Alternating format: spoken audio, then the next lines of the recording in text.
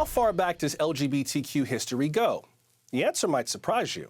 Experts are now unveiling new theories suggesting that some of the most notable figures in history and mythology might be part of the community if they were alive today. The Week producer Tom Ranzweiler spoke to some of those experts for a new series called Gay History. As the LGBT rights movement grows bigger and becomes more accepted, we're more open to interpreting the character of Achilles as almost like an LGBT figure. Yes, exactly. And, this is not a stretch at all, as I said, in the ancient world. That would have been a very, very common interpretation. And you mentioned that Homer at no point says that they were lovers. And sort of the basic argument about that is, Homer never says that they were lovers because they weren't, or Homer never says that they were lovers because it would have been completely obvious to everyone in the ancient world that they were. Were you guys surprised by the reaction from the LGBT community when you first came out and said it's clear Shakespeare was a bisexual man?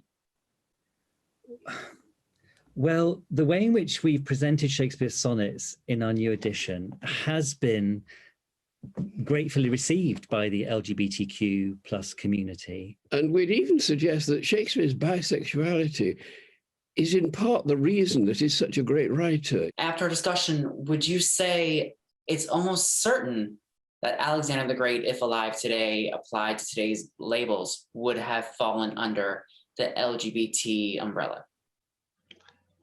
Yes, I think so. I think the thing that would lean him towards what we'd call LGBTQ and all that today is the fact that it's clear that his emotional involvement with his male lovers, Hephaestion and Bacchus, was much stronger than with his female lovers.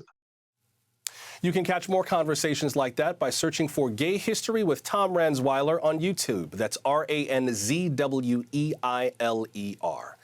Granted, I find it incredibly rude of him to drop such a fantastic story on us on his way out the door.